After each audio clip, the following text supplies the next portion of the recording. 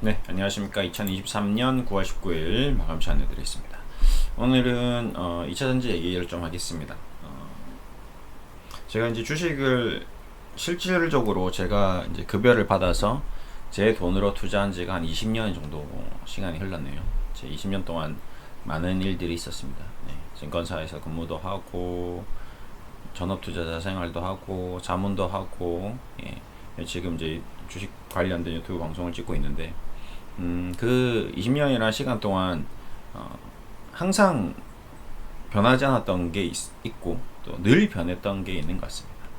네, 이게 주식은 절대적인 원칙들이 있죠. 예, 절대적인 원칙들이 있고, 그리고 항상 새로운 원칙들이 있습니다. 이 두 개가 같이 공존하는 것 같아요.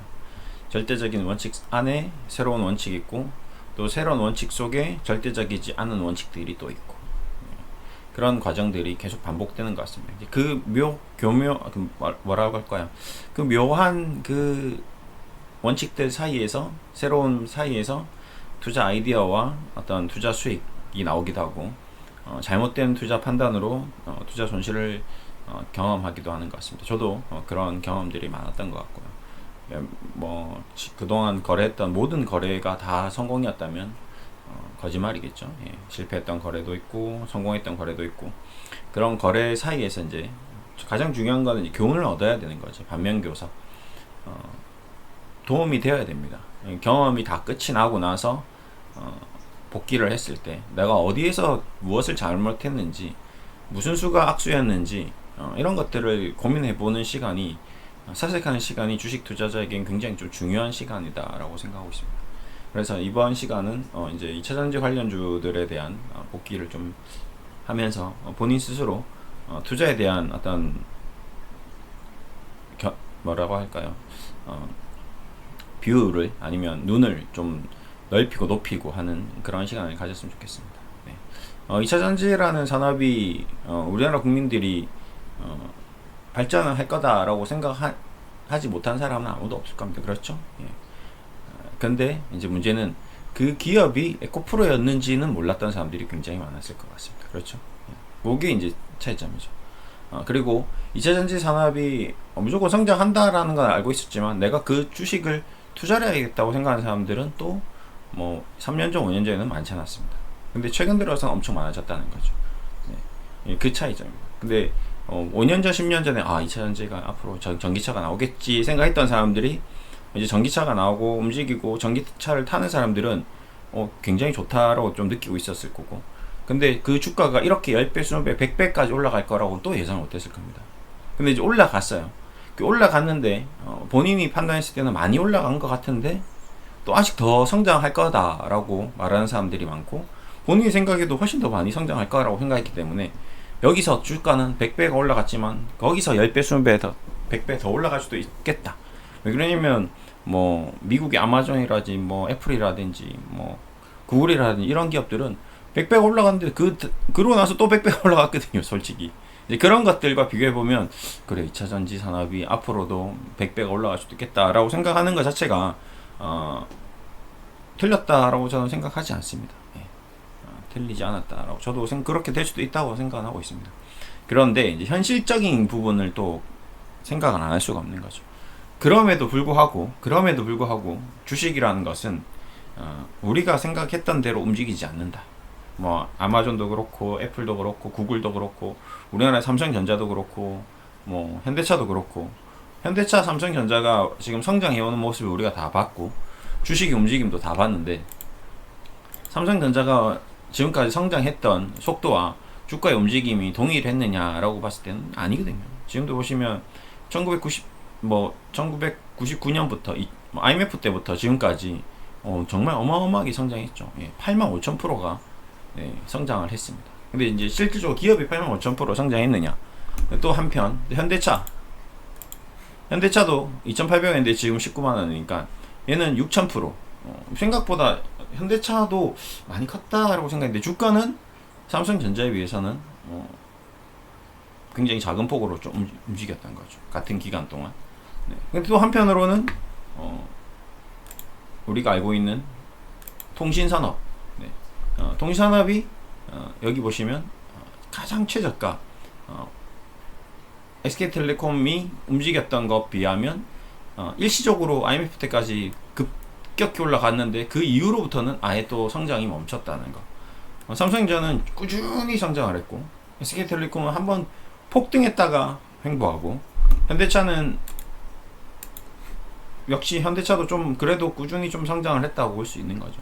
그러니까 이런 대기업들과 또 중소기업들과 뭐 아예 사라진 기업들이 또 엄청 많겠죠. 중간에 그런 것들을 다 감안했을 때 우리가 이제 주식을 할 때 단순히 그냥 주가의 변동성만 아니면 그 기업의 움직임만 대기업이라고 아니면 중소기업이라고 아니면 산업의 발달로만 이런 것만 놓고 그냥 모든 것을 다 동일하게 두고 평가를 하기는 좀 쉽지 않을 것 같습니다.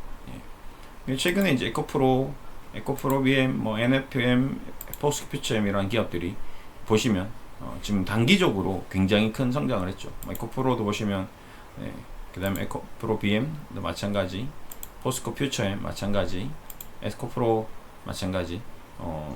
좀 긴 시간 동안 10년, 20년 동안 성장했던 기업들보다 한 2, 3년 만에 주가의 변동성이 훨씬 더 컸다라고 얘기할 수 있습니다.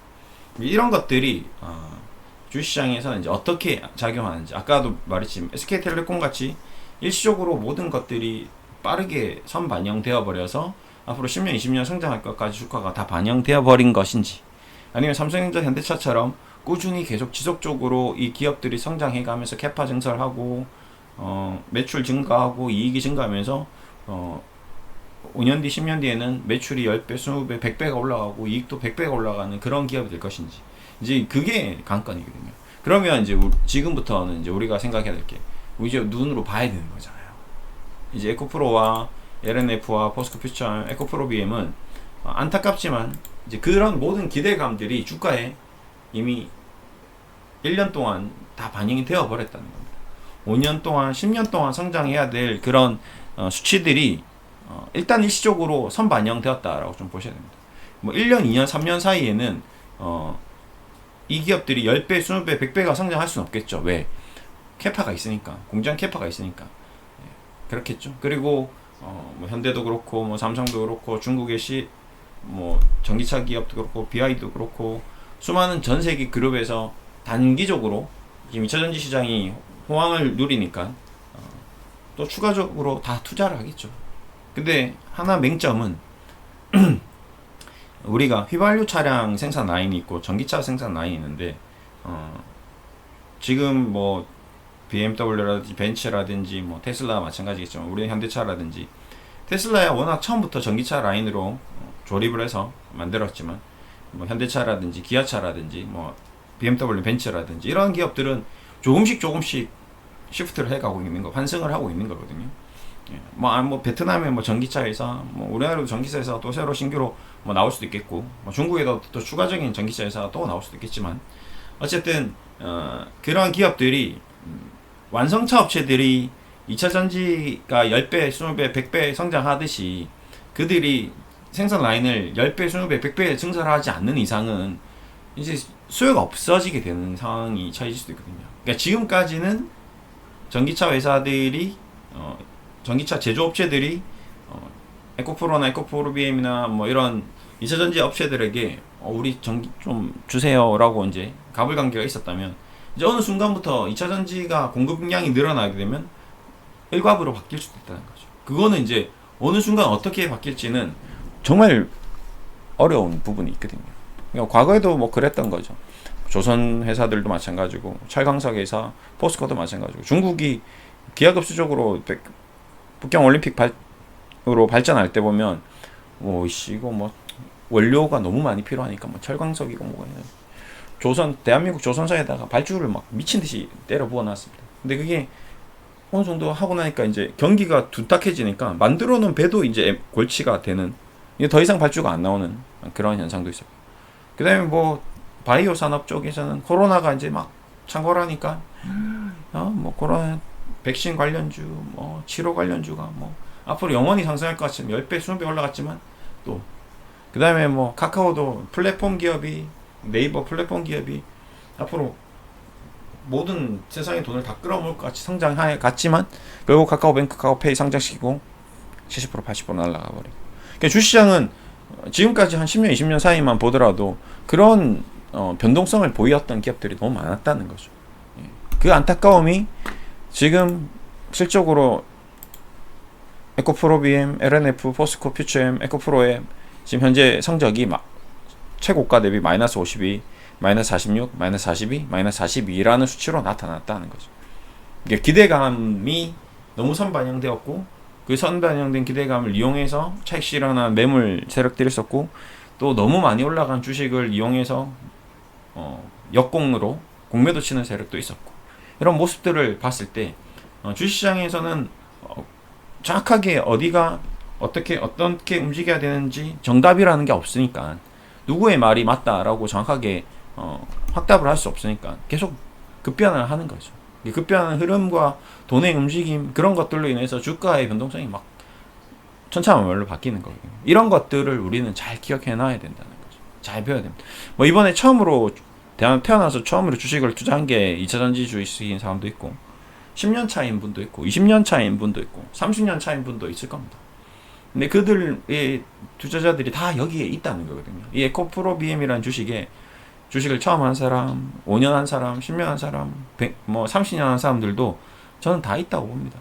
그 중에서 잘하는 사람도 있고, 못하는 사람도 있고, 돈을 많이 번 사람도 있고, 돈을 많이 못 번 사람도 있고, 부자도 있고, 가난한 사람도 있고, 대한민국 국민들, 전 세계인들이 다 여기에 지금 묻어나 있거든요. 그 묻어나 있는 사람들의 어떤 발자취 흔적들이 지금 이 주식의 가격과 이 차트에 나와 있는 거거든요. 에코프로 BM이라는 기업이 2021년도에 4만 원이었는데, 예, 불과 2년 만에 58만 원이라 되는 가격으로 올라갔다. 그러니까 에코프로 BM이 2년 동안 공장이 100배가 증설되지 않았잖아요. 10배 증설되지 않았잖아요. 공장 가동은 그대로 했는데 우리 사람의 마음만 100배가 앞서 나가버렸다라고 할 수도 있는 거죠. 예. 그리고 100배 앞서 나갔는데 그 100배 앞서 나간 가격을 이용해서 주식을 수익 실현하는 사람들은 지금 다행인데 그때 사신 분들은 너무 앞서 나간 주식을 샀다가 지금 현재 내가 투자한 주식의 투자금의 반토막이 이제 나버린 그런 해프닝도 생길 수 있다는 거죠. 이 현상이 저는 정말 중요한 현상이고 중요하게 기억해 둬야 될 장면이다라고 생각하고 있습니다. 앞으로 저번에 처음 서두에서 했지만 주식시장은 늘 새로움을 추구하거든요. 늘 새로움을 추구하고 있고 또 반대로 늘 절대적인 원칙도 추구하고 있습니다. 예. 그러니까 새롭지만 에코프로 BM, LNF, 포스코피처 에코프로라는 2차전지가 새롭게 이 말도 안 되는 주식 가격이 2023년도에 화랑도 아니고 이동성 장세도 아니고 금리도 높은데 불구하고 주가가 10배씩 올라가는 기염을 토했고 거기서 뭐 공매도 쇼퀴즈도 나오고 뭐 이런 이상모호한 현상들이 쏟아져 나온 거는 새로운 거지만 그럼에도 불구하고 절대적인 원칙 주가가 너무 올라가면 너무 비싸면 또 단기적으로 급등하면 주가는 떨어진다는 절대 원칙이 또 작용이 된 거거든요. 예. 그런 것들이 계속 복합적으로 이제 작용되기 때문에 우리는 늘 이제 이런 현상들을 조심해야 되고 잘 기억해 놔야 되는 거죠.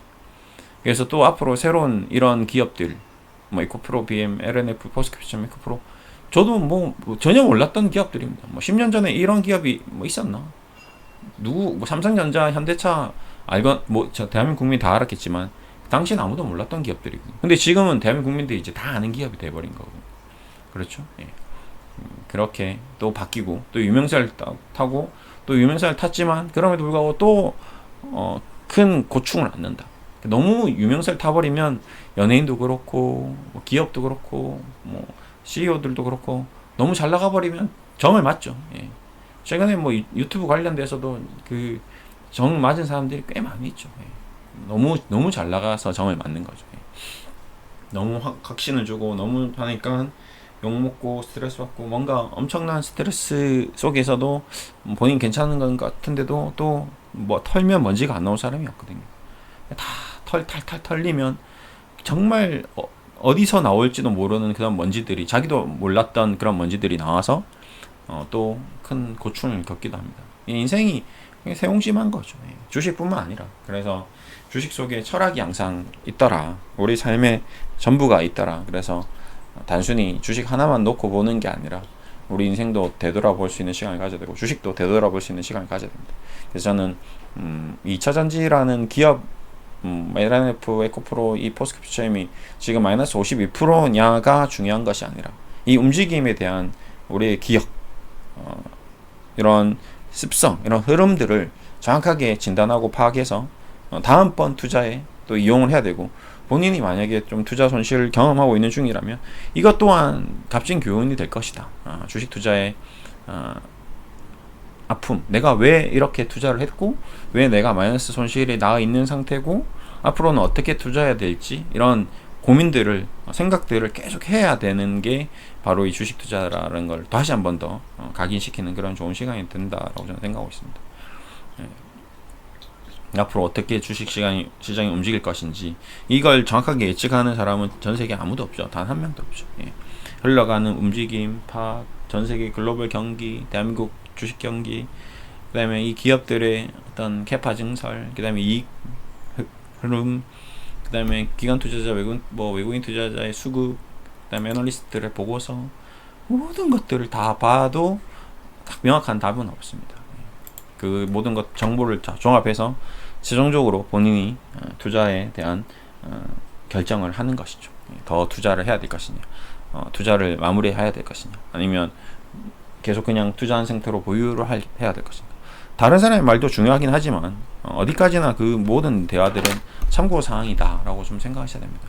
매수하는 순간부터 매도하는 순간까지 그 계좌에 대한 모든 수익과 손실은 본인 계좌에서 본인 책임하에 본인 돈으로 계산이 되기 때문에 대한민국 법원도 대한민국 경찰도 아무도 도와주지 않는다. 본인만 책임질 수 있다. 수익이 났다고 해서 누군가에게 그 수익을 돌려주지도 않을 뿐더러 손실이 났다고 해서 책임을 전가해서 돌려받을 수도 없는 게 주식입니다.